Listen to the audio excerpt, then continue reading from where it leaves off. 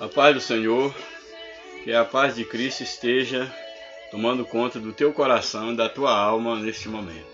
É uma alegria muito grande poder voltar a falar com cada um de vocês para postarmos mais um comentário de uma das nossas lições da CPAD. Dessa feita a lição de número 4, de 28 de janeiro de 2018.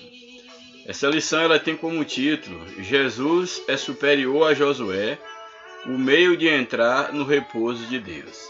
Então nessa lição nós estaremos fazendo um contraste entre a figura de Josué, uma personagem significativa dentro da história do povo de Israel, pois foi através de Josué que houve a concretização da entrada do povo na Canaã terrestre. E nós sabemos que o povo de Israel, que peregrinou pelo deserto ali durante 40 anos, finalmente agora ele está adentrando a terra prometida, a terra de Canaã. Josué, ele se destaca na sua geração, Josué e Caleb, como os dois grandes nomes daquela geração, os únicos daquela geração que saíram do Egito, de 20 anos para cima, são os únicos nomes, os dois que entraram na terra prometida, na terra de Canaã. E Josué é exatamente essa figura, o sucessor de Moisés, um grande líder, um grande guerreiro. E é através de Josué que há essa concretização da entrada do povo na terra de Canaã. Portanto, aquele povo que por 40 anos no deserto e antes disso escravizado no Egito, aquele povo buscava um descanso. E agora eles, através da figura de Josué, eles obtiveram esse descanso entrando na terra de Canaã. É claro que ali eles tiveram, mesmo chegando à terra, tiveram que enfrentar inimigos para poder tomar posse da terra e manter constantemente alerta a luta contra as ameaças dos inimigos que os cercavam. Mas em termos humanos, aquele povo agora obtiveram um relativo descanso das suas aflições, das suas angústias, desde o tempo em que estavam escravizados no Egito. Portanto, esta lição ela vem fazer aqui um paralelo, um contraste entre o descanso oferecido por Josué ao povo de Israel e o descanso oferecido por Jesus a todos aqueles que abraçam a fé, a todos aqueles que a ele se aproximam, buscando um descanso espiritual, um descanso para as suas almas. Portanto, eis aí o título da lição: Jesus é superior a Josué. E aí na sequência do título temos o meio, ou seja, Jesus, o meio de entrar no repouso de Deus. Então, para o homem ele poder adentrar o repouso divino, ao repouso de Deus, somente através de Jesus, que é um descanso superior ao descanso oferecido por Josué.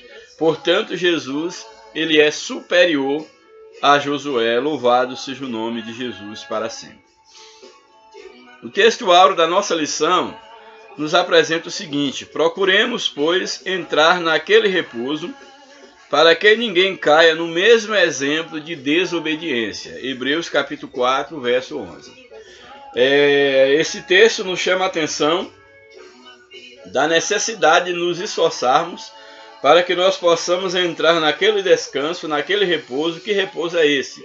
É o repouso garantido, preparado, adquirido por Jesus na cruz do Calvário. E aqui esse texto faz exatamente um paralelo com o descanso que o povo de Israel buscava ali rumo à terra prometida, que muitos, por causa da desobediência, não puderam desfrutar daquele descanso, devido à sua desobediência. E aí então o texto nos chama a atenção: procuremos, pois, entrar naquele repouso, ou seja, no repouso eterno, para que ninguém caia no mesmo exemplo de desobediência. Qual é esse mesmo exemplo? O exemplo do povo de Israel, daquela geração que saiu do Egito, aquela geração rebelde, que por causa da desobediência, por não cuidarem, não se conservarem para Deus, eles acabaram perdendo o direito de entrar no repouso na terra de Canaã. Portanto, temos aí a observação da palavra de Deus para que nós possamos ter cuidado com a nossa caminhada espiritual, para que nós não possamos ser levados pela desobediência, pela atração desse mundo, a ponto de perdermos a oportunidade de entrarmos no descanso eterno. A verdade prática nos apresenta: o descanso provido por Josué foi terreno, temporário e incompleto.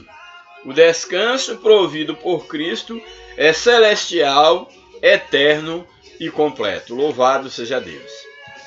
Aqui nós temos a apresentação de que o descanso que Josué ele alcançou para o seu povo, para o povo de Israel, foi um descanso terreno. Ou seja, o povo buscava um lugar para habitação e Josué foi um meio usado por Deus para fazer com que o povo tomasse posse desse descanso terreno. Porém, como o descanso era terreno, sabemos que tudo aquilo que é terreno, naturalmente é passageiro. Então aquele povo não estava encontrando, ou não tinha encontrado, um descanso, por exemplo, para a sua alma, para o seu espírito. Era apenas um descanso terreno, um descanso físico. Portanto, esse descanso alcançado por Josué e pelo povo de Israel era um descanso terreno, era um descanso temporário, não era um descanso eterno. Por um tempo eles estavam descansando e sujeito à ameaça dos inimigos que vinham os incomodar no seu descanso. Portanto, era um descanso temporário e também era um descanso incompleto, porque como nos diz a palavra de Deus, Josué, apesar de ter vencido boa parte dos seus inimigos, ainda havia inimigos por ser vencido, ainda havia inimigos que incomodavam a nação de Israel. Porém, e portanto, não era um descanso completo. Eles não estavam totalmente livres da ameaça dos seus inimigos. Então esse era o descanso alcançado, provido por Josué. Um descanso terreno, temporário e incompleto. E o descanso provido por Cristo é um descanso celestial. Em contraste com o descanso de Josué, que era terrestre, o descanso por Cristo ele nos dá um descanso celestial. Enquanto o descanso é alcançado por Josué, ele era temporário, o descanso que Cristo nos oferece, ele é um descanso eterno. Ou seja, eternamente nós estaremos descansando em Cristo Jesus. O descanso alcançado por Josué, ele era incompleto, enquanto o descanso oferecido por Cristo, o repouso que Cristo nos oferece, ele é um repouso, um descanso completo. Ou seja, Cristo satisfaz na totalidade a necessidade da alma, a necessidade do espírito do homem. Louvado seja o nome de Jesus para sempre. A leitura bíblica em classe está no livro de Hebreus, capítulo de número 4, versículos de número 1 até o verso de número 13. Então, você que não tem a revista e quiser acompanhar aí pela sua Bíblia, está no livro de Hebreus, capítulo 4, versículo 1 ao 13. Estarei lendo os versos e fazendo comentário que se fizer necessário. Primeiro verso aí do capítulo 4 de Hebreus. Temamos, pois, que porventura, deixada a promessa de entrar no seu repouso, pareça que algum de vós fique para trás. Aqui o escritor está aconselhando aos irmãos, aos hebreus e à igreja da atualidade sobre o seu temor de que alguns irmãos, eles porventura viessem a deixar a promessa, a deixar de estar esperando nessa promessa, confiando, se movendo em torno dessa promessa.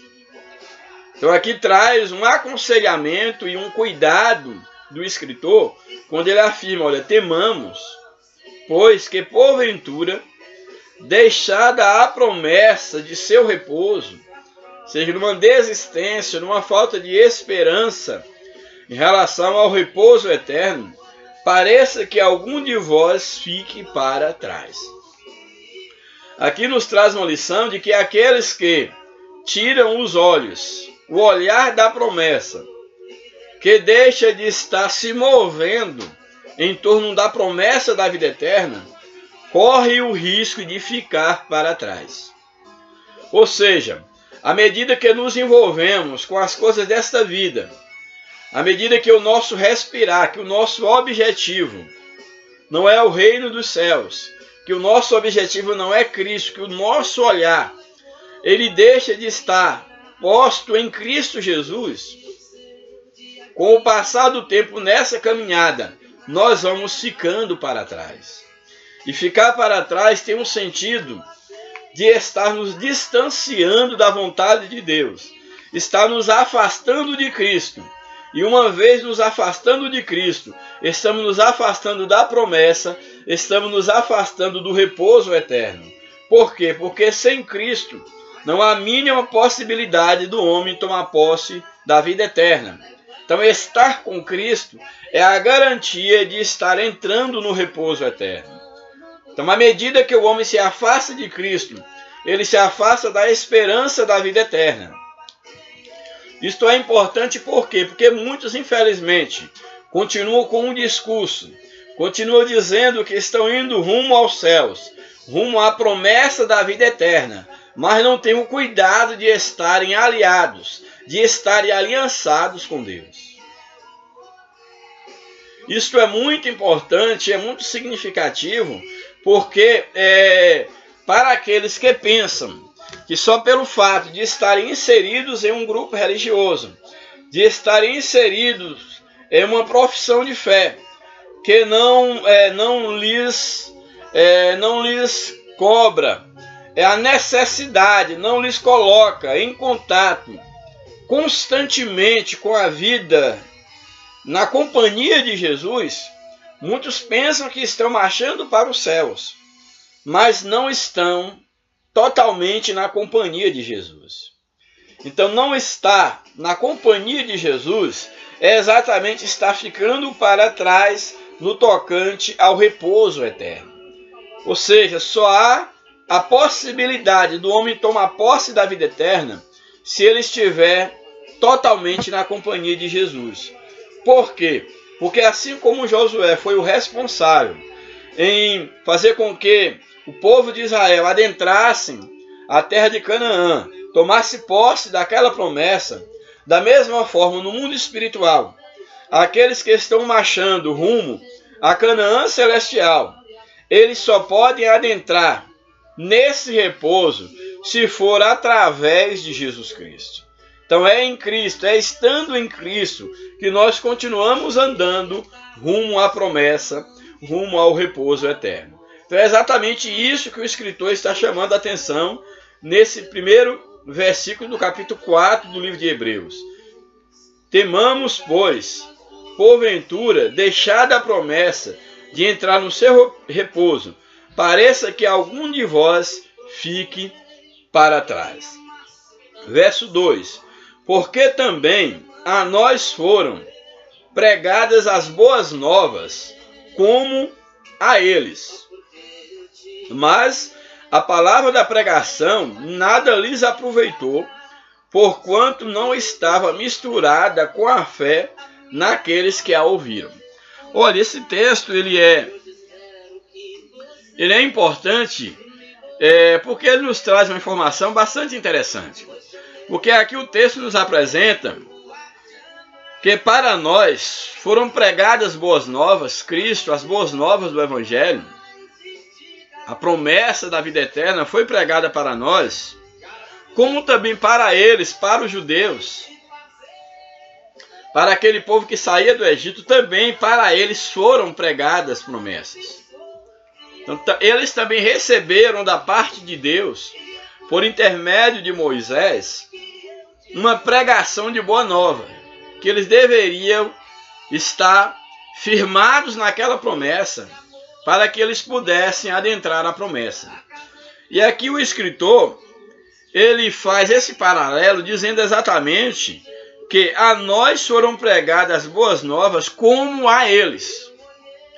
Porém, qual é a diferença entre nós, entre aqueles que ouvem a palavra de Deus e aqueles que não ouvem?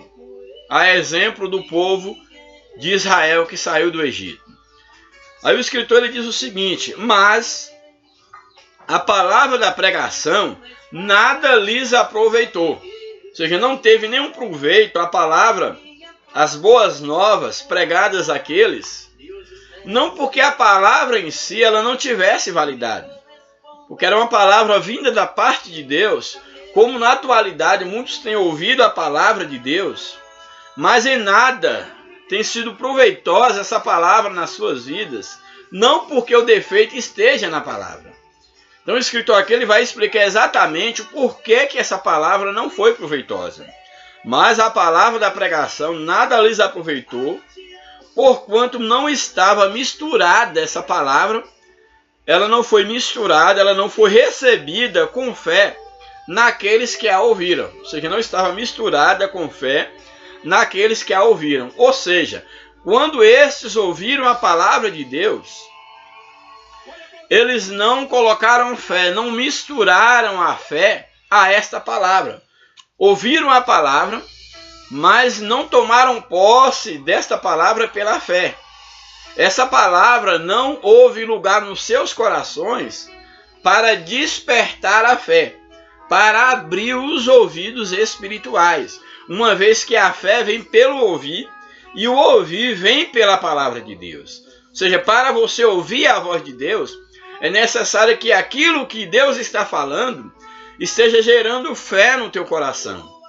É necessário que a própria voz de Deus esteja abrindo os teus ouvidos para que essa palavra ela possa ter proveito, ela seja aproveitada no teu coração, na tua alma. Então aqui a diferença entre aqueles que ouviram a palavra e esses que ouviram, mas que tomaram posse do repouso, é exatamente a maneira como se conduziu, a maneira como se portou diante da palavra de Deus.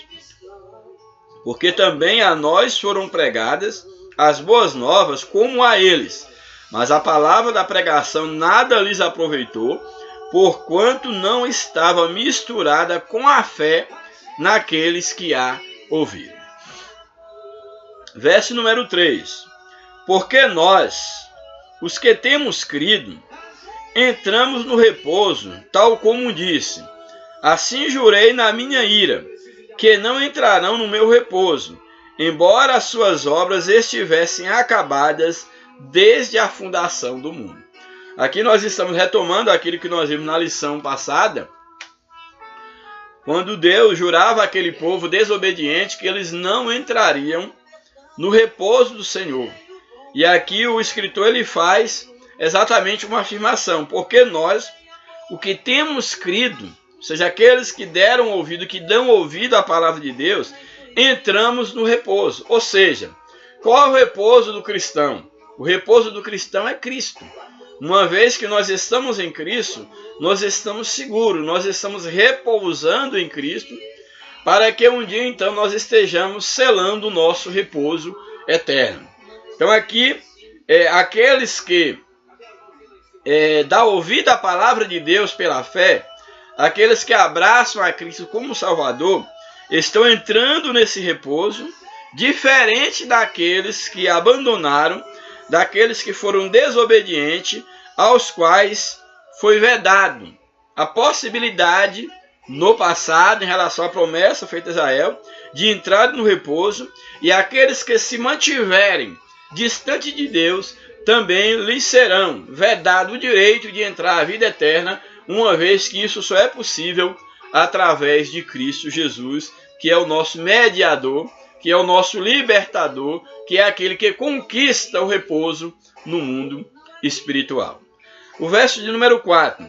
Porque em certo lugar disse assim, do dia 7º, e repousou Deus de todas as suas obras no 7º dia. Aqui nos fala exatamente quando da criação, lá no livro de Gênesis, quando diz aqui em certo lugar, disse, isso está fazendo uma referência a Gênesis capítulo 2, verso 2, que diz: E havendo Deus acabado no dia 7º a sua obra, descansou no 7º dia de toda a sua obra que tinha realizado. Então aqui nós temos, fazendo aqui uma menção de quando Deus ele descansa da sua criação, a ideia de Deus ter criado tudo em 6 dias e no 7º dia ter descansado da sua criação.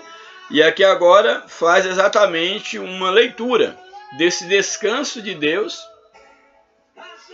descanso no sentido metafórico, ele ter parado, concluído a sua obra, uma vez que Deus ele não descansa, ele continua movimentando, sustentando a sua criação. Mas aqui tem uma leitura para o ser humano, quando Deus ele toma essa atitude humana de descansar, mostrando ao homem a necessidade do seu descanso semanal, como também apontando para um descanso eterno que o homem poderia desfrutar em Deus através de Cristo Jesus. Então, porque em certo lugar disse assim: do 7º dia repousou Deus de todas as suas obras no 7º dia. Verso 5. E outra vez neste lugar, falando ainda desse descanso, Deus falando: não entrarão no meu repouso. Aqui faz uma menção do Salmo 95, que é aquele que também foi dito em Hebreus no capítulo 3, quando diz no Salmo 95, verso 11, diz: jurei na minha ira que não entrarão no meu repouso. Em Hebreus 3:11, jurei na minha ira que não entrarão no meu repouso. Esse texto de Hebreus está retomando o Salmo de número 95, verso 11, como nós lemos na lição passada. Então, e outra vez, verso 5, e outra vez neste lugar não entrarão no meu repouso. Então aqui está nos mostrando que Deus ele tem um repouso para o homem. No passado oferecia um repouso à nação de Israel, mas devido à sua desobediência, eles foram proibidos de entrar. Aquela geração que saiu do Egito foi proibido, no caso de Maior, a geração de Josué e Caleb, apenas esses dois entraram, foram proibidos, e Deus jurou que eles não entrariam no repouso, exatamente por causa da sua desobediência. E sabemos aqui, como nós já lemos nesse contexto, que Deus ele tem um repouso para todos aqueles que para ele se voltam, porém aqueles que obedecem a sua palavra, aqueles que obedecem a sua voz, são esses que têm o direito de entrar nesse repouso. Verso de número 6. Visto, pois, que resta que alguns entrem nele, ou seja, nesse repouso, e que aqueles a quem primeiro foram pregadas as boas novas, não entraram por causa da desobediência. Então aqui fala sobre a desobediência de Israel, aqueles a quem foi pregado primeiramente um repouso, não apenas aquele repouso da terra de Canaã, mas o próprio Cristo, ele veio para o que era seu, veio para a nação de Israel, trazer o repouso eterno para a nação de Israel, mas eles rejeitaram a Cristo, eles rejeitaram a promessa do repouso, e essa promessa, a Bíblia diz que todos aqueles que receberam, deu-lhes o direito de serem feitos filhos de Deus. Então esse verso 6, ele faz uma leitura sobre a rejeição de Israel no passado em relação àquela geração rebelde que não entrou na terra de Canaã, como também nos aponta a rejeição de Israel que rejeitou a Cristo, que são os primeiros, Israel como sendo o primeiro que foi pregado as boas novas, e o direito que nós obtivemos uma vez que Israel rejeitou a promessa. Visto, pois, que resta que alguns entrem nele, no repouso, e que aqueles a quem primeiro foram pregadas as boas novas não entraram por causa da desobediência. Determina outra vez um certo dia, hoje, e hoje é o dia, esse certo dia é hoje, uma vez que Cristo já veio, Cristo ele já conquistou isso, então o dia, esse certo dia, é hoje que nós tomamos posse dessa promessa para concretizarmos, para selarmos no futuro isso que já acontece no presente. Portanto, determina outra vez um certo dia, dizendo por Davi: muito tempo depois, E é exatamente aí no Salmo 95. Hoje, se ouvires a sua voz, não endureçais o vosso coração. Aqui fala, esse texto retoma dizendo de um dia que Deus falou em relação com o profeta, ou através do profeta, do salmista, mostrando que quando aqueles que ouvissem sobre essa promessa, que não deveria endurecer o coração com o povo de Israel no passado. E este dia é exatamente o dia de hoje, quando nós estamos ouvindo a palavra de Deus. Porque, verso 8, porque se Josué lhes houvesse dado repouso, não falaria depois disso de outro dia. Então aqui é interessante observarmos, quando fala de certo dia, e esse dia hoje, e que se ouvirdes a sua voz, não endureçais o vosso coração, aqui nos chama a atenção exatamente que o repouso que Josué havia dado para o povo de Israel não era um repouso definitivo. Não era um repouso eterno, porque se fosse um repouso eterno, não havia necessidade de falar de um outro dia, não havia necessidade de falar de um outro repouso. Então o verso 8 nos apresenta exatamente isso. Porque se Josué lhes houvesse, ou seja, se houvesse dado ao povo de Israel um repouso, não falaria depois disso de outro dia. Aí o verso 9. Portanto, resta ainda um repouso para o povo de Deus. Ou seja, o povo de Deus ainda não alcançou o repouso e ainda resta um repouso para o povo de Deus. Tanto para o povo de Israel, quanto para a igreja de Cristo, para aqueles que se voltam para Deus. Então, portanto, resta ainda, ou seja, ainda tem, não acabou, ainda há um escape, ainda resta um repouso para o povo de Deus. E sabemos que o repouso para o povo de Deus é exatamente Jesus Cristo. E é através de Jesus que nós haveremos de adentrar no repouso eterno na Canaã celestial. O próprio Jesus, ele diz: vinde a mim, todos os que estão cansados e oprimidos, e eu vos aliviarei. Então Jesus, ele é exatamente o repouso de Deus, esse repouso que resta para o povo de Deus. Então, se você está cansado, se você está angustiado, se a tua alma busca paz, ainda resta um repouso para você. E esse repouso é exatamente Jesus Cristo. Louvado seja o nome de Jesus para sempre. Verso de número 10. Porque aquele que entrou no seu repouso, Jesus, ele próprio repousou de suas obras, como um Deus das suas. Então, assim como um Deus, no sentido simbólico, ele descansou no sétimo dia das suas obras. Jesus, ele cumpriu a sua missão. Ele concluiu toda a sua obra. E ele está agora descansando. Ele está no repouso eterno. Ele está nos céus, descansando da sua obra que ele realizou por nós. E aguardando o dia em que nós haveremos também de estar descansando eternamente com ele para sempre. Porque aquele que entrou no seu repouso, ele próprio repousou de suas obras, da obra da salvação, como um Deus das suas. Verso 11. Procuremos, pois, aqui para nós, igreja, procuremos, pois, entrar naquele repouso. E para entrar naquele repouso, só através de Jesus Cristo. Então temos que manter a esperança, manter a confiança, temos que procurar entrar naquele repouso.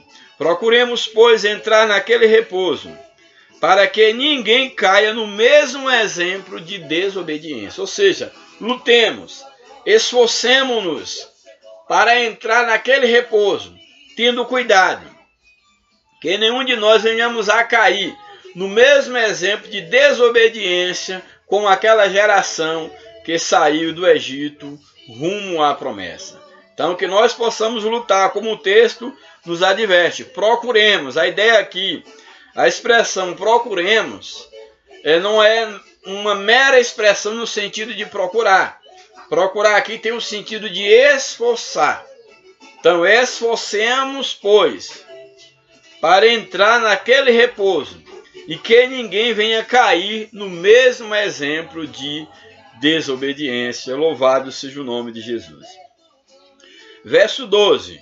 Porque a palavra de Deus, as boas novas da palavra de Deus, que são nos anunciadas, que é através dela que nós vamos tomar posse desse repouso. Aqui o texto nos chama bastante atenção quando nos fala sobre a palavra de Deus. E aí nos diz, e é interessante nós observarmos, que ele nos diz, porque a palavra de Deus, ela é viva. Ou seja, a palavra de Deus, ela é poderosa. Ela é uma palavra viva. E uma vez que a palavra de Deus, ela é viva, ela produz vida naqueles que a ouvem. Então o texto nos chama exatamente a atenção quando fala da necessidade no verso 11 de procurarmos entrar, nos esforçarmos para entrar naquele repouso. Nos apresenta exatamente o meio que nos habilita para entrarmos nesse repouso, que é exatamente a palavra de Deus, que é a palavra de Deus que nos purifica, é a palavra de Deus que nos fortifica, é a palavra de Deus que nos orienta, que nos capacita para nós nos cercarmos de todos os elementos necessários para entrarmos na vida eterna. Então olha o que nos diz aí o texto, verso 12. Porque a palavra de Deus, ela é viva, ela é vida, ela produz vida onde ela entra. Porque a palavra de Deus, ela é viva e ela é eficaz. Ou seja, o que é algo eficaz? Algo eficaz é algo que produz efeito. A palavra de Deus, por ser viva, ela produz efeito no coração onde ela entra. Portanto, a palavra de Deus, ela é viva e ela é eficaz. À medida que você vai sendo orientado pela palavra de Deus, essa palavra vai causando efeito transformador, efeito santificador na tua vida. Louvado seja o nome de Jesus. Porque a palavra de Deus é viva, ela é eficaz e ela é mais penetrante do que qualquer espada de 2 gumes. Muito interessante essa metáfora aqui em relação à palavra, que ela é mais penetrante do que qualquer espada de 2 gumes. Então a ideia da palavra ser penetrante fala exatamente da justiça da palavra de Deus. A palavra de Deus, ela é justa. Ela é mais penetrante do que espada alguma de 2 gumes. Ou seja, a palavra de Deus, ela penetra em qualquer lugar. A palavra de Deus, ela é justa no sentido dela agir, seja cortando para um lado ou cortando para o outro. Não há lugar onde há justiça, onde a palavra de Deus, ela não possa penetrar fazendo aquilo que lhe apraz. Então a ideia de ser penetrante, de ser uma espada de 2 gumes, fala exatamente da justiça que é a palavra de Deus. Ou seja, onde a palavra de Deus entrar, ela faz justiça e ela penetra em qualquer lugar. Portanto, mais penetrante do que espada alguma de 2 gumes, e penetra até a divisão da alma e do espírito. Muito interessante isso aqui. A palavra de Deus, ela separa, ela penetra na divisão da alma e do espírito. O que nós podemos aprender com essa expressão, que a palavra de Deus divide alma e espírito? Olha, a alma fala exatamente daquilo que é humano, e o espírito fala daquilo que é divino. Sabemos que o ser humano, ele como um ser tripartido, composto de espírito, alma e corpo, sabemos exatamente que a alma fala exatamente daquilo que é próprio do homem. Seus desejos, as suas vontades, os seus pensamentos, as suas emoções. Aquilo que o prende às coisas deste mundo, ao pecado, ao desejo deste mundo. E o espírito no homem é exatamente aquela parte que ele recebeu para ser a habitação de Deus. É exatamente a sua consciência. É o lugar onde Deus está falando. É no homem aquele lugar reservado, onde ele guarda em si o senso do certo e do errado. Então aqui o texto nos afirma que a palavra de Deus, ela é penetrante a ponto de dividir, de saber a divisão da alma e do espírito. Ou seja, saber dividir aquilo que é humano e aquilo que é divino. Aquilo que o homem tem de maneira consciente, de maneira verdadeira, que é para Deus, e aquilo que não passa de um desejo, de um capricho humano. E a palavra de Deus, ela não confunde. Ela sabe muito bem aquilo que você faz para Deus, aquilo que você está fazendo na direção do Espírito, e aquilo que não passa de desejos da sua alma, que muitas das vezes pode até ser visto por outros, pelo homem, como sendo algo vindo da parte de Deus, mas quando de fato não passa de uma manifestação da tua alma, dos teus desejos carnais. E a palavra de Deus, ela não se engana. A Bíblia diz que enganoso é o coração do homem. Muitas das vezes, quem sabe, você tem feito algo que aparentemente aqueles que te cercam, até mesmo você pensa estar fazendo para Deus, mas que na verdade não passa de algo para o seu próprio egoísmo. Não passa de uma realização pessoal, de um desejo seu, que você está levando a curso, pensando que é o desejo de Deus. Então, quantas das vezes o nosso coração nos engana? Nós tomamos determinadas atitudes que nós achamos que é a vontade de Deus, mas não passa da nossa vontade, do nosso desejo carnal, do desejo da nossa alma. Porém, a palavra de Deus, ela é tão penetrante que ela consegue discernir, separar aquilo que é da alma e aquilo que é do espírito, aquilo que é humano e aquilo que é divino. Ou seja, à medida que a palavra de Deus ela vai adentrando ao teu coração, ela vai te levar a discernir aquilo que vem de Deus e aquilo que não passa de uma visão carnal, que não passa de um desejo carnal da sua alma, do seu coração pecaminoso. Portanto, a palavra que nos prepara para entrar no descanso eterno, ela é mais penetrante do que a espada de dois gumes e penetra até a divisão da alma, daquilo que é humano, e do espírito, daquilo que é divino. E ela também separa as juntas da medula. Olha, isso aqui é interessante, quando nos mostra que a palavra de Deus, no seu poder penetrante, ela separa alma de espírito, e ela é capaz de separar a junta de medula. É claro que aqui é uma leitura metafórica, no sentido espiritual, mas que tem uma lição muito grande para nós. Porque qual seria a diferença? O que seria as juntas e o que seria a medula? Olha, a junta é exatamente o lugar, aqui eu fiz questão de escrever aqui, as juntas é o local da junção entre dois ossos. Então, o que é uma junta? É o encontro de um osso com outro osso, que eles são ligados pelas juntas. Então, a junta serve para ligar um osso a outro osso. Essa é a função da junta. Simplesmente ligar um osso a outro osso.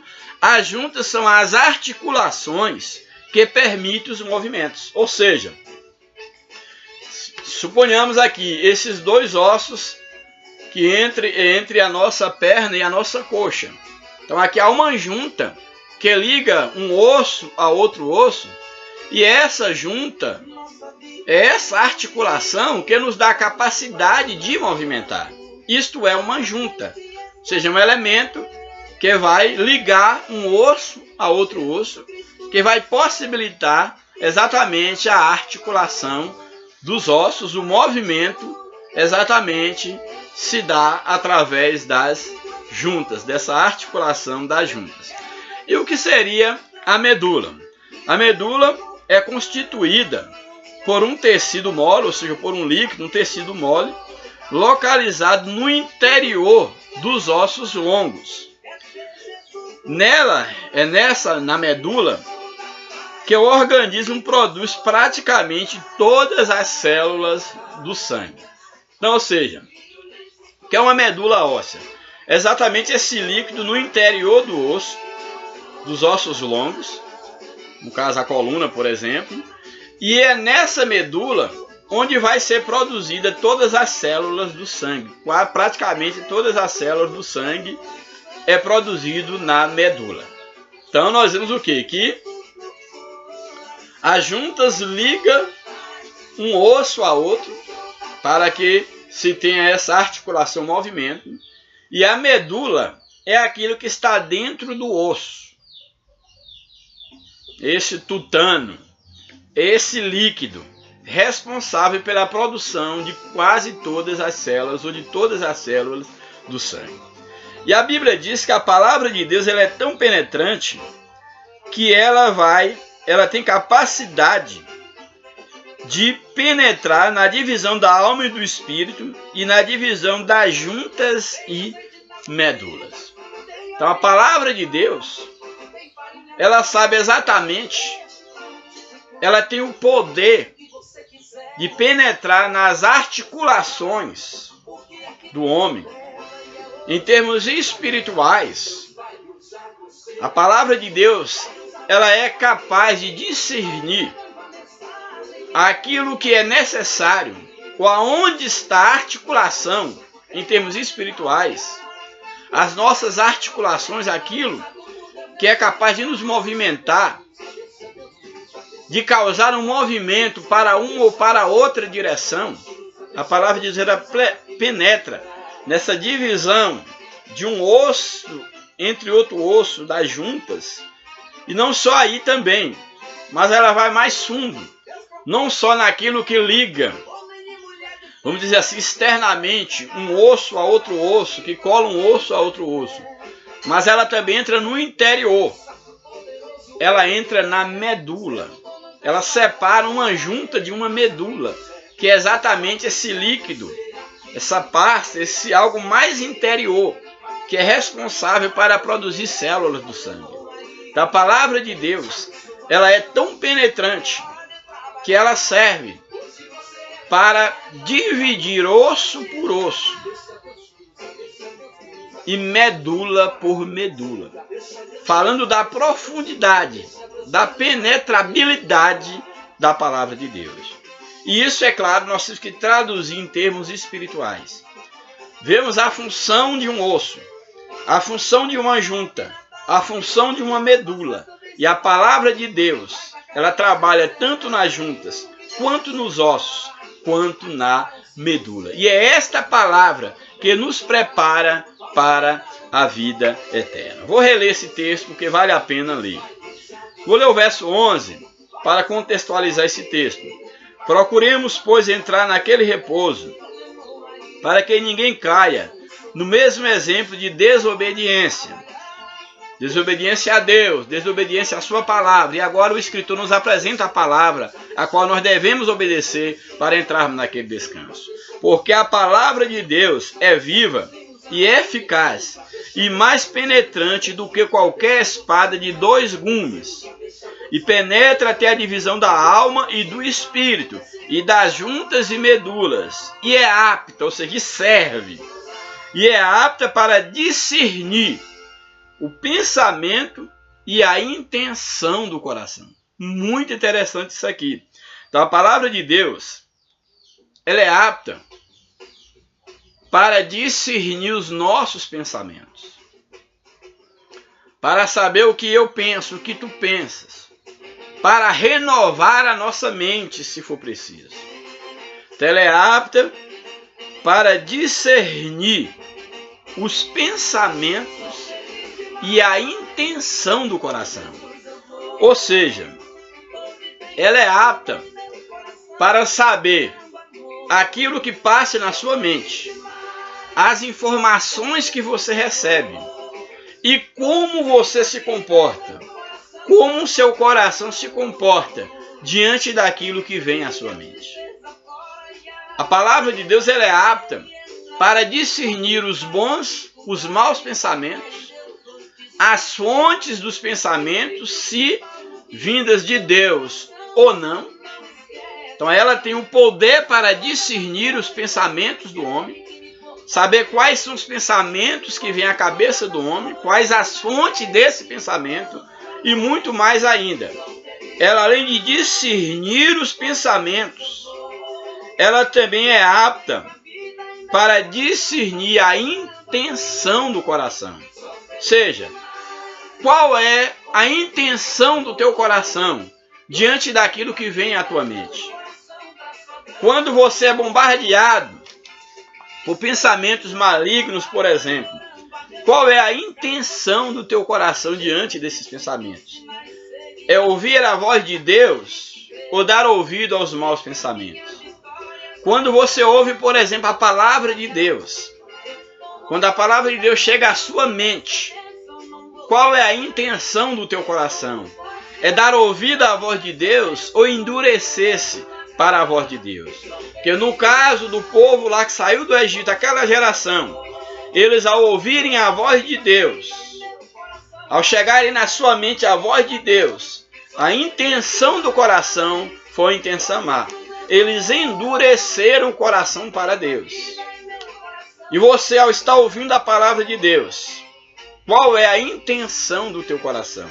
Que a palavra de Deus, ela tem poder exatamente para conhecer a tua mente, para discernir os teus pensamentos e aquilo que você fará dos pensamentos que vêm à sua cabeça. Portanto, a palavra de Deus, ela é penetrante, apta para discernir os pensamentos. Deus sabe, o Espírito Santo sabe, a palavra de Deus conhece os teus pensamentos. E ela quer renovar a tua mente, como também a palavra de Deus, ela discerne a intenção do teu coração. Verso 13. E não há criatura alguma encoberta diante dele, ou seja, diante de Deus, diante de Cristo, diante do Espírito Santo. Exatamente porque a sua palavra, o Espírito Santo que move na palavra de Deus, ele penetra até as profundezas de Deus. E não há criatura alguma encoberta diante dele. Antes, todas as coisas estão nuas e patentes. Todas as coisas estão nuas e patentes aos olhos daquele com quem temos de tratar. Uma vez que Deus trabalha através da sua palavra, o Espírito Santo trabalha através da sua palavra, e que essa palavra, ela discerne entre juntas e medulas, entre alma e espírito, entre pensamentos e intenções do coração. Portanto, como nos diz o verso 13, não há criatura alguma encoberta diante dele, diante de Deus. Antes, todas as coisas estão nuas, descobertas. Estão nuas e patentes aos olhos daquele com quem temos de tratar. Ou seja, aos olhos daquele com quem um dia haveremos de nos encontrar para dar conta daquilo que nós fizemos. Por exemplo, da nossa liberdade, das oportunidades. Todos nós um dia haveremos de prestar conta diante do Senhor. E todas as coisas estão diante dele, nuas e patentes diante do olhar daquele com quem nós havemos de tratar. Louvado seja o nome de Jesus. Aí nós tivemos a leitura bíblica em classe. Agora nós vamos para o comentário da lição. Eu creio que já tivemos aí uma boa introdução nesses primeiros 50 minutos, que nos dá aí um subsídio para nós adentrarmos na lição. É interessante nós observarmos que quando a lição nos apresenta a superioridade de Jesus em relação a Josué, e fazendo um paralelo entre o descanso que Josué deu ao povo de Israel e o descanso que Jesus dá, E aí nós fizemos esse paralelo que Josué, o descanso que Josué ofertava ao povo, era um descanso terreno, temporário, incompleto. E o descanso de Jesus, ele é celestial, eterno e completo. É interessante nós observarmos que aqui o comentarista ele faz uma observação bastante interessante, quando ele diz o seguinte, que devido à popularização da teologia da prosperidade, bem como o aumento da politização ideológica dos movimentos evangélicos, é comum alguns cristãos virarem as costas para a dimensão celestial e eterna do ministério de Jesus Cristo.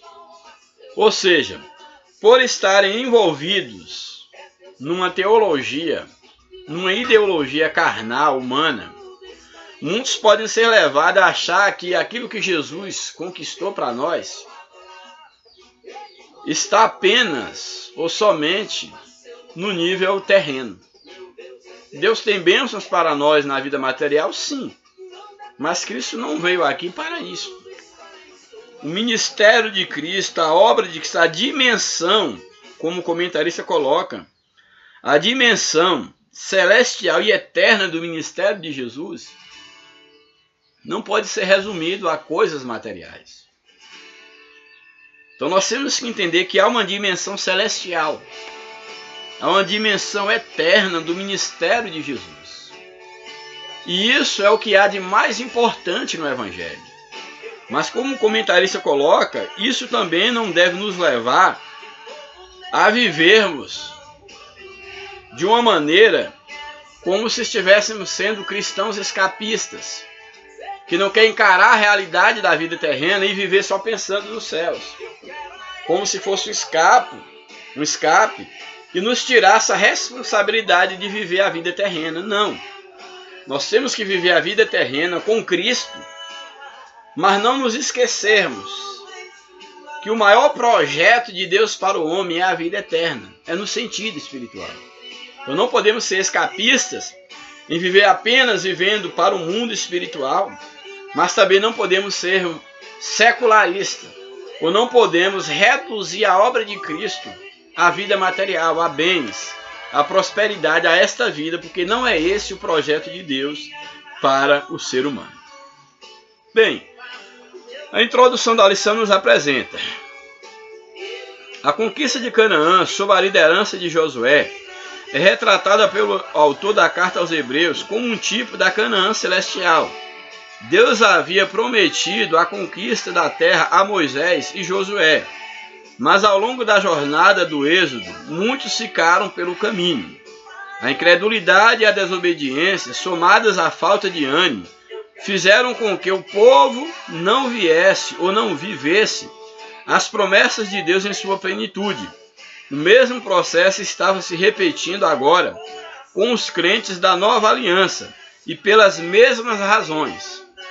A única forma de voltar para a corrida e completar o percurso, entrando no descanso de Deus, era observando a sua palavra. Então aqui nos mostra, aqui a introdução, está nos apresentando aquilo que vai estar em nossa lição, mostrando que o que Jesus nos promete é algo superior àquilo que Moisés e Josué haviam recebido da parte de Deus.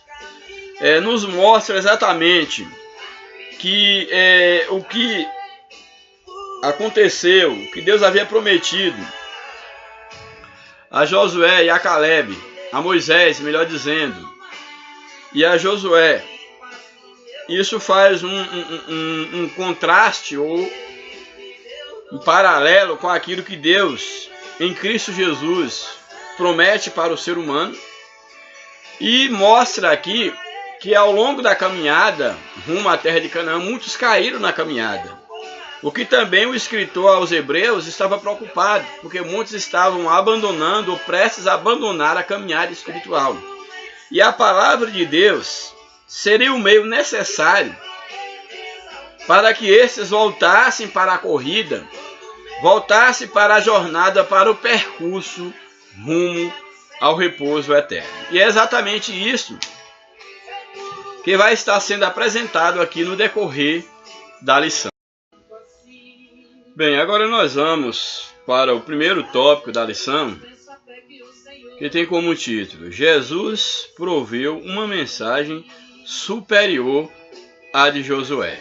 Ou seja, Josué, ele trazia uma boa nova, que era, juntamente com Moisés, que era a entrada do povo na Canaã terrestre. E Jesus tem uma mensagem superior, porque ele nos oferece a Canaã espiritual, a Canaã celestial. Primeiro subtópico: uma mensagem que deve ser recebida pela fé. O autor inicia sua argumentação com a afirmação e uma declaração. Primeiramente, ele afirma que as boas novas foram pregadas aos seus contemporâneos, assim como havia acontecido com os crentes do dia de Josué. Então aqui, nesse tópico, nos traz sobre uma mensagem que deve ser recebida pela fé, que o autor aos Hebreus, já mencionei um pouco sobre esse texto. Então o autor aos Hebreus, ele vai exatamente dizer que afirmar que as boas novas foram pregadas aos seus contemporâneos, aos irmãos ali, aos Hebreus, assim como havia acontecido também nos dias de Josué. Tanto aqui como no versículo 6, o autor usa o verbo grego euangelizomai, que significa evangelizar, pregar boas novas a alguém. É a mesma raiz que dá origem à palavra evangelho. Então aqui, nesse primeiro momento, o escritor ele vai estar mostrando, falando sobre essas boas novas que eram pregadas para os irmãos, assim como foi pregada para o povo na época de Josué. E essas boas novas é exatamente o evangelizar, que quer dizer pregar boas novas para alguém. E é desse termo aqui que surge exatamente a palavra evangelho. Portanto, essas boas novas, esse evangelho, foi pregado para o povo na época de Josué, essas boas novas da parte de Deus, como também na época aqui do escritor. Em segundo lugar, o autor declara que a palavra da pregação nada lhes aproveitou, porquanto não estava misturada com fé naqueles que a ouviram. Aquilo que já comentei, quando o autor nos apresenta que não houve nenhum proveito para aqueles que ouviram na época de Josué a pregação, as boas novas, porque não houve fé no coração deles. E não é diferente em relação àqueles que ouvem a palavra, mas que não se voltam totalmente para Deus, que não colocam fé, que não desenvolvem fé no coração para que essa palavra possa surtir efeito. Muitos crentes do antigo pacto haviam ficado de fora da terra prometida porque não receberam a mensagem com fé. O que se poderia esperar então dos que receberam a mensagem em sua plenitude, mas não lhe deram crédito? Então aqui faz uma comparação que muitos na época receberam a mensagem e ficaram fora da terra prometida porque não tiveram fé. E aí nos chama a atenção o que dizer daqueles que recebem uma mensagem plena, uma mensagem de um repouso completo, de um repouso total, e mesmo assim não dão crédito. Se aqueles não deram crédito a uma mensagem que falava sobre um repouso momentâneo, um repouso passageiro, e eles sofreram danos, não participaram desse repouso, o que dizer daqueles que estão ouvindo e que ouvem sobre um repouso eterno, uma mensagem completa, e tapam e ignoram, tapam os ouvidos para essa mensagem? Que Deus tenha misericórdia de cada um de nós, que nós possamos nos posicionar de uma maneira verdadeira diante da mensagem, daquilo que nós estamos ouvindo da parte de Deus. Segundo subtópico, uma mensagem que se fundamenta na obediência. O autor passa a mostrar a razão de alguns não terem entrado no descanso de Deus, visto, pois, que resta que alguns entrem nele, e que aqueles a quem primeiro foram pregadas as boas novas não entraram por causa da desobediência. Então temos aqui que a desobediência sempre foi a responsável, a causa de muitos não entrarem no repouso de Deus, tanto no passado quanto no presente. Muitos têm perdido as bênçãos espirituais na sua vida e o direito à vida eterna exatamente por causa da desobediência.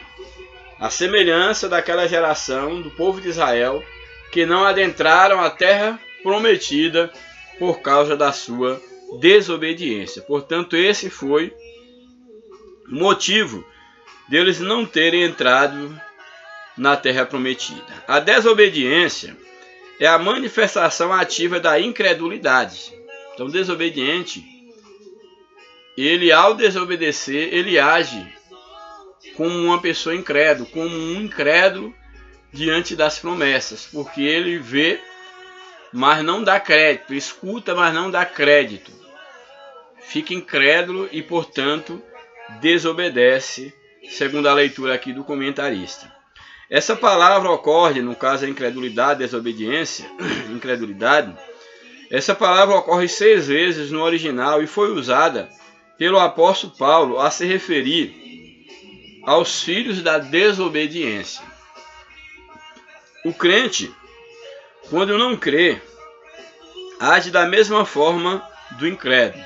Então, ao não crer, o cristão não crê, age da mesma forma que o incrédulo. O autor de Hebreus usa essa palavra novamente no versículo 11 do mesmo capítulo, quando alerta o crente a não cair no exemplo de desobediência. Então, o escritor, ele alerta a igreja que não devemos cair no mesmo exemplo de desobediência. A mensagem de Deus só tem proveito quando acompanhada pela obediência. Então, ouvir a palavra de Deus e não se colocar à disposição de Deus para fazer a sua vontade, ela não tem nenhum proveito na nossa vida. A palavra de Deus não é apenas para ser ouvida, é para ser absorvida e para ser colocada em prática na vida daqueles que a ouvem. Terceiro subtópico, uma mensagem que conduz à contrição. A mensagem de Deus, para ser recebida, necessita encontrar corações receptivos abertos. Hoje, se ouvides a sua voz, não endureçais o vosso coração. Hebreus 4, verso 7, parte B. O autor usa o termo esclerinou, traduzido como duro, endurecido, 4 vezes nessa carta. Esse termo deu origem à palavra portuguesa esclerose, o esclerosado, isto é, endurecido, enrijecido. É a mesma palavra usada por Lucas em Atos 19:9 para dizer que os judeus se mostraram endurecidos e por essa razão rejeitaram a mensagem de Paulo. Aqui em Hebreus, como em outros lugares do Novo Testamento, é o homem, não Deus, quem endurece o seu próprio coração. Deus só endurece quem já está anteriormente endurecido. Para que a mensagem tenha efeito, é preciso encontrar corações contritos. Então, o que nós temos aqui nesse tópico? Uma mensagem que conduz à contrição. Então, a mensagem de Deus, ela surte o efeito necessário quando ela encontra um coração quebrantado, um coração aberto, um coração contrito, um coração receptível à sua palavra. Então, em todo aquele coração cuja palavra acha lugar, em todo coração que se coloca de uma maneira derramada, aberto diante de Deus, todo coração que se coloca de uma maneira receptiva à voz de Deus, a palavra de Deus surte efeito. É impossível não experimentar uma mudança de vida. É impossível a não frutificação da palavra de Deus em um coração receptivo. Então, nesse tópico, chama-nos a atenção quando nos fala que Jesus, ele proveu uma mensagem superior à de Josué. Chama-nos a atenção esses subtópicos. Primeiro, nos mostrando que uma mensagem deve ser recebida pela fé. Se você não coloca fé no teu coração, ao receber a palavra de Deus, ela não surtirá o efeito no teu coração. Uma mensagem, ela deve ser acompanhada da obediência. E uma palavra, ela conduz à contrição. Quando o coração do homem está aberto à palavra de Deus, ele se sente constrangido e ele entra em contato com Deus. E de uma maneira contrita, ele começa a entender a vontade de Deus para a sua vida. E certamente ele se coloca à disposição de obedecer à palavra de Deus. Ele se coloca à disposição de Deus para que a sua vontade seja realizada na sua vida. Louvado seja o nome de Jesus. O segundo tópico da lição nos apresenta: Jesus proveu um descanso superior ao de Josué. Então Jesus ele tinha uma mensagem superior à de Josué, e também o descanso que ele proveu é superior ao de Josué, como já falamos no outro instante. Primeiro subtópico, um descanso total. Quando contrastamos o capítulo 11, verso 23, com o capítulo 13, verso 1 do livro de Josué, surge uma pergunta: Josué conquistou ou não Canaã? Olha, em Josué, aí no capítulo de número 11, o verso de número 23 nos diz o seguinte. Vou ler o verso 21 a seguir. Naquele tempo veio Josué e extirpou os anaquins das montanhas de Hebron, de Debi, de Anab, de todas as montanhas de Judá e de todas as montanhas de Israel. Josué os destruiu totalmente com suas cidades. Nenhum dos anaquins ficou de resto na terra dos filisteus, ou dos filhos de Israel, melhor dizendo. Somente ficaram de restos, mas ficaram alguns. Nenhum dos anaquins ficou de resto na terra dos filhos de Israel. Somente ficaram de resto em Gaza, em Gate e em Asdod. Assim Josué tomou toda a terra, conforme tudo o que o Senhor tinha dito a Moisés, e Josué a deu em herança aos filhos de Israel, conforme as suas divisões, conforme as suas tribos, e a terra repousou da guerra. Isso no capítulo 11 de Josué, os versículos 21 ao verso 23. No capítulo 13, o primeiro verso nos diz assim: Era, porém, Josué velho, entrado em dias, e disse-lhe o Senhor: Já estás velho, entrado em dias, e ainda muitíssima terra ficou para possuir. Então mostra aqui que no momento, capítulo 11, nós vimos Josué conquistando quase todos os seus inimigos. E aí no capítulo 13, quando ele já está velho, o Senhor dizendo que ainda resta muita terra para ser conquistada, nos mostrando que de fato Josué ele teve grandes conquistas, mas ainda não foi uma conquista total de todas as terras que Deus havia prometido. Então, voltando ao texto, a lição nos apresenta: Josué conquistou ou não Canaã? Especialistas em línguas semíticas avaliam que Josué 11:23 refere-se a uma avaliação otimista das campanhas do líder do povo de Deus. Ora, o povo peregrino ansiava por vir chegar o dia de herdar a terra prometida. Nesse sentido, e como era comum à época, o exército de Josué estabeleceu a supremacia militar sobre toda Canaã, assim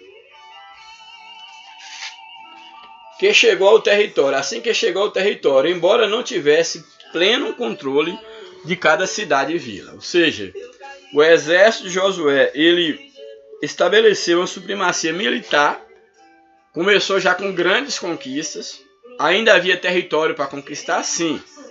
Apesar de que ainda havia cidades para serem conquistadas, porém a supremacia do exército de Josué era algo evidente.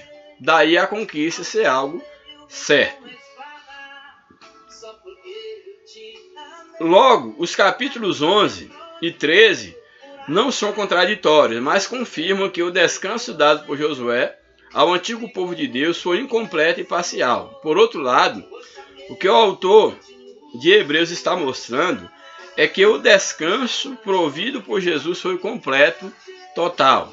Nada ficou para ser conquistado. Então nós temos aqui, fazendo aqui essa leitura, Josué ainda deixou algo por conquistar, apesar das grandes conquistas que ele havia alcançado. Porém, Jesus, a conquista de Jesus, ela foi completa. Não há mais nada a ser conquistado. E tudo que Jesus conquistou na cruz, para aqueles que o seguem, são direito desses. Então, o que Jesus conquistou na cruz é herança, é direito nosso. E Jesus, ele não deixou nada a ser conquistado. Nós não temos que fazer nada no sentido de querer, de comprar, de conquistar a vida eterna. A vida eterna já foi conquistada. Qual é a nossa participação? É a obediência, é andar no caminho, não para conquistar, mas rumo à conquista, aquilo que Deus, em Cristo Jesus, já conquistou por nós. Louvado seja o nome de Jesus. Subtópico 2. Um descanso real. A redação de Hebreus 4:8 diz: porque se Josué lhes houvesse dado repouso, não falaria depois disso de outro dia. A conquista de Canaã era apenas um tipo da qual a Canaã celestial é o antítipo. A conquista da terra prometida por Josué era apenas uma sombra da qual Jesus é a realidade. Quem proveu de fato um descanso para o povo de Deus foi Jesus, não Josué. E aí temos o texto clássico em Mateus 11:28. Vinde a mim, todos os que estáis cansados e oprimidos, e eu vos aliviarei. Então aqui nós temos que o descanso que Jesus oferece ao homem é um descanso real. É um descanso completo. É um descanso infalível. E Josué, ele não conquistou um descanso total, um descanso definitivo para o povo. Mas o descanso que Jesus oferece é exatamente um descanso permanente. E é um descanso verdadeiro. Terceiro subtópico, um descanso eterno. Para o autor de Hebreus, o descanso provido por Josué não foi apenas incompleto e tipológico, ele foi também temporário. Portanto, resta ainda um repouso para o povo de Deus, como temos aí em Hebreus 4:9. O descanso não é aqui. Embora desfrutemos das bênçãos do reino na era presente, todavia o futuro aguarda a sua plenitude. A estrada é longa e ninguém pode se deixar fatigar pelo caminho. É preciso caminhar com dedicação e vigilância. Procuremos, pois, entrar naquele repouso, para que ninguém caia no mesmo exemplo de desobediência. Hebreus 4:11. Então, o que nós temos aqui, nesse tópico, recapitulando, é que Jesus, ele proveu um descanso superior ao de Josué. Esse descanso, ele é total. Nós, em Cristo Jesus, já começamos a desfrutar desse descanso. E na vida eterna nós estaremos descansando totalmente. Jesus será o nosso descanso total. Também esse descanso, ele é real. Não é uma ficção. Aqueles que já entregaram sua vida a Cristo percebem o quanto estavam fatigados, sofrendo, angustiados com o fardo do pecado, e já podem estar desfrutando desse descanso real, aguardando o momento quando nós estaremos definitivamente, como a lição nos coloca, com o nosso descanso total, com um descanso real e um descanso eterno, como a lição nos coloca aqui no terceiro subtópico. Esse descanso, ele é total, ele é real e é também um descanso eterno. Então lutemos para nós estarmos tomando posse desse descanso que o Senhor nos oferece. Então o descanso, ele é um descanso eterno. Para o autor aos Hebreus, o descanso provido por Josué não foi apenas incompleto, como falamos, mas também temporário. Então procuremos entrar nesse descanso eterno. O último tópico da lição. Jesus proveu uma orientação superior à de Josué. Interessante nós observarmos aqui que a orientação que Jesus proveu para nós no sentido, meio de nos orientar para entrarmos no descanso eterno, é superior à orientação que Moisés, que Josué dava ao povo para entrar na Canaã terrestre. Então vamos ver um pouco sobre essa orientação superior que Jesus proveu. Primeiro subtópico, uma palavra viva. Olha, já vimos que o autor aos Hebreus afirma que a geração do Êxodo ouviu as boas novas da palavra de Deus, mas não lhe deu ouvido. Novamente o povo de Deus estava diante de sua palavra. Essa palavra não foi anunciada por um anjo, Moisés, nem tampouco por Josué, mas pelo próprio Filho de Deus, Jesus. Essa palavra não mais se limita à letra, ou seja, à lei, porque ela é viva, que é a palavra que nós lemos na leitura bíblica em classe, que a palavra de Deus ela é viva. Ela não se limita mais à lei, porque ela é viva. A palavra de Deus ela é viva e ela é também eficaz. Então, uma palavra viva. Jesus afirmou que suas palavras são espírito e vida. Como devemos nos portar diante da palavra viva de Deus? Então, a palavra, a orientação que Jesus veio nos dar é uma orientação, é uma palavra viva. Ou seja, em todo o coração que essa palavra chegar, esse coração receberá vida.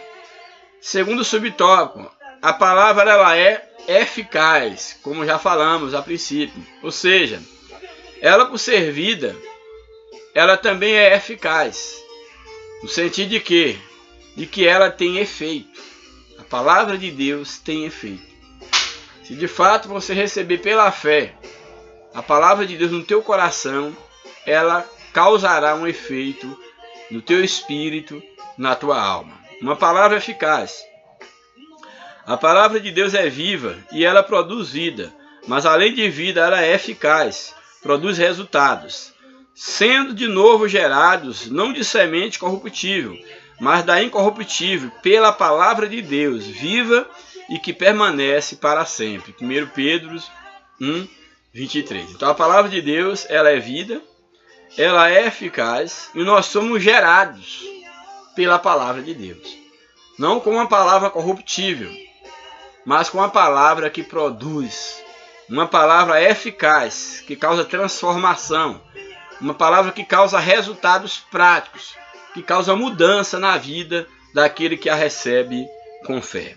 O autor mostra que essa palavra é produtiva. O termo energis, traduzido como eficaz, é usado na Bíblia para se referir à atividade divina que produz resultados. Assim será a palavra que sair da minha boca.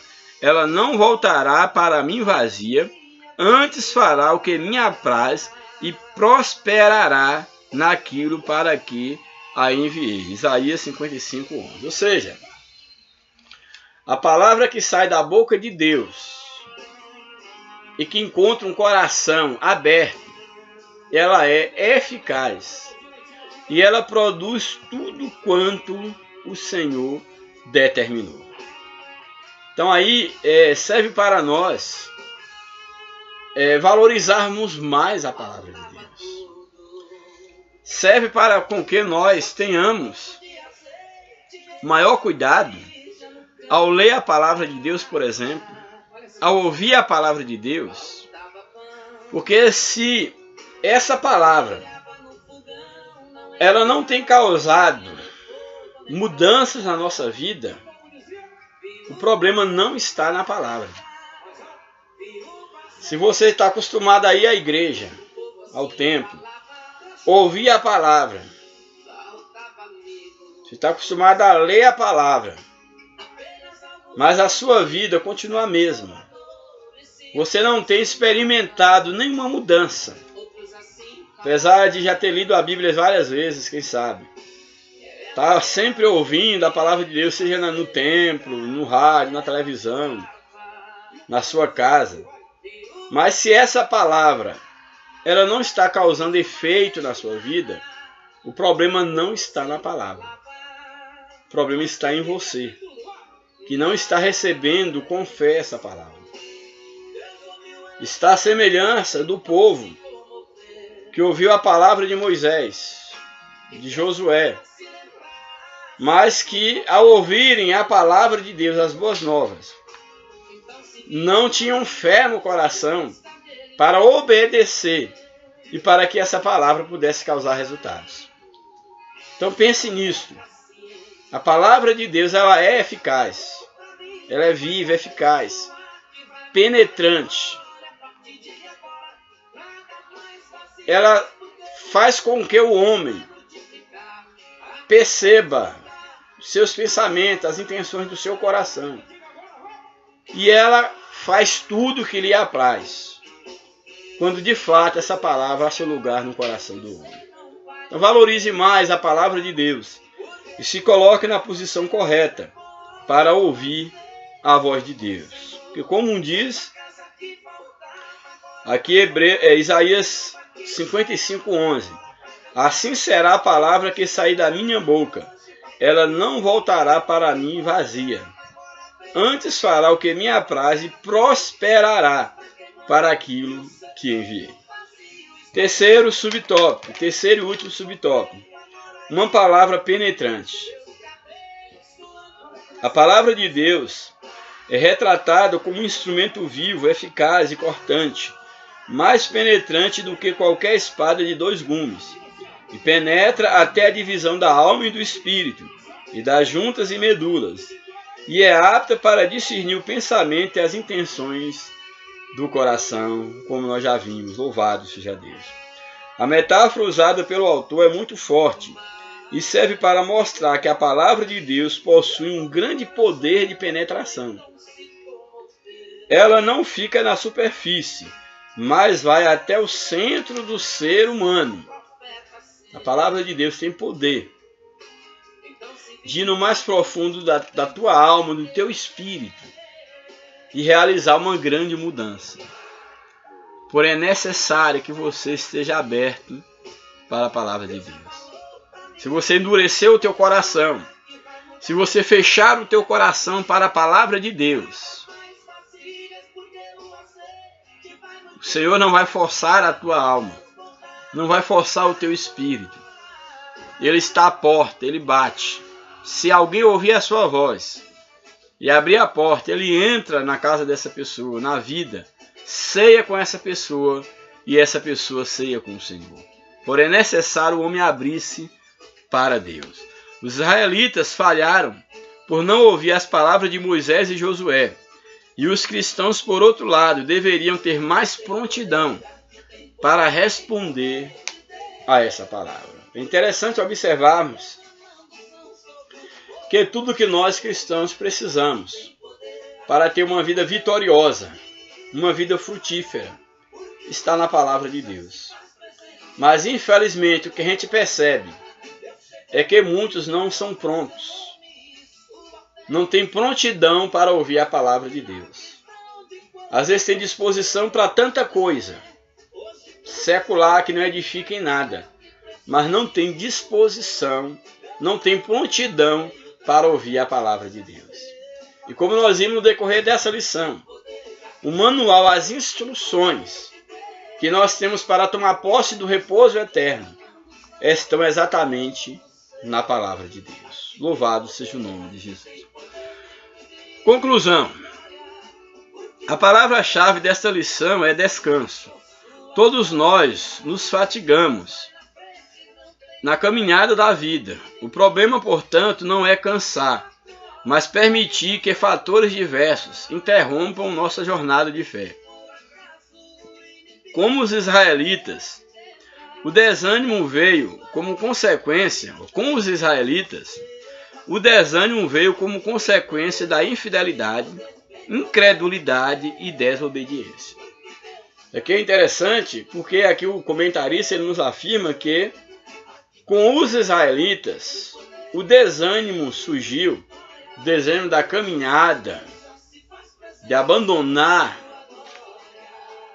o rumo para adentrar o descanso, ele veio exatamente por causa da infidelidade, da incredulidade e da desobediência. Então muitos já desanimaram na vida espiritual.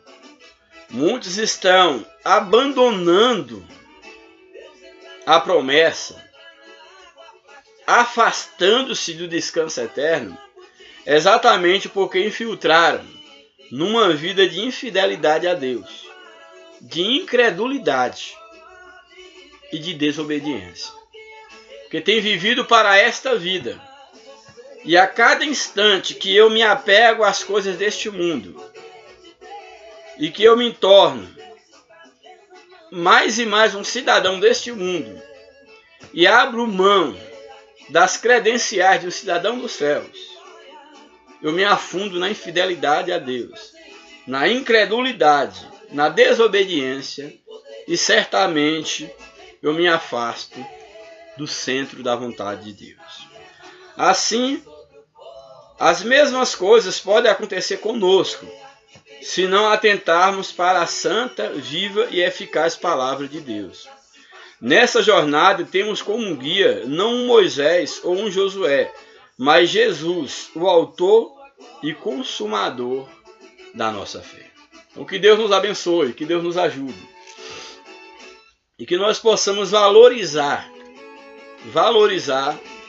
aquilo que Cristo conquistou por nós. E nós possamos entender que Jesus, ele é superior a qualquer outro ser que nessa terra passou. Nós temos isso nessas lições, que está nos mostrando a supremacia de Cristo. Nós já temos observado até aqui, nas lições que passaram, que Jesus, ele é superior. Jesus, ele é excelente. Jesus, ele é superior. E por ser excelente, por ser grandioso, ele nos oferece uma salvação também grandiosa. Vimos que Jesus ele é superior em relação a Moisés, que foi um dos maiores nomes da história de Israel. Mas Jesus é superior a Moisés. Jesus também ele é superior ao seu sucessor. Ele é superior a Josué. Portanto, Jesus ele é superior a Josué e ele é o meio e o único. Ele não é um meio. Ele é o meio de entrarmos no repouso de Deus. Então não há uma outra maneira do homem chegar-se a Deus. Não há uma outra forma do homem tomar posse do descanso eterno se não for através de Jesus Cristo. Então que Deus te abençoe, que Deus abençoe a tua casa, a tua família, que a bênção de Deus esteja sobre você, que a tua alma seja repleta da presença de Deus, que o teu espírito esteja antenado com o Espírito Santo e que esse poder de Deus que esteja sendo gerado no teu espírito possa tomar conta da tua alma e que você possa manifestar no teu corpo, nas tuas atitudes, procedimentos, maneiras que possam retratar, maneiras que possam remeter à vida de alguém que anda com Deus. Que você possa entender que ainda resta um descanso para o povo de Deus. O nosso descanso não é aqui. Talvez, quem sabe, você se sente muito bem acomodado, porque você tem, quem sabe, um emprego, um bom emprego, você tem uma família, você tem uma casa, você tem um alimento diário, quem sabe um carro, uma posição social, ou até mesmo uma posição eclesiástica. E você se sente muito bem aqui nessa vida, que parece até que o céu não faz falta. Parece até que a vida aqui, ela é o suficiente. Porém, nunca esqueça, resta um repouso para o povo de Deus. O nosso repouso não é nesta vida. É perigoso, é sintomático quando um crente não tem saudade dos céus. Como eu posso ter saudade dos céus? A saudade que eu tenho dos céus, ela é gerada pela saudade que eu tenho de Cristo. E a saudade que eu tenho de Cristo, ela é fundamentada pela presença do Espírito Santo na nossa vida. Que Deus nos abençoe, um grande abraço, um beijo na tua alma, no teu coração, e que o Senhor permaneça com você, com a sua família, em nome de Jesus, a paz do Senhor.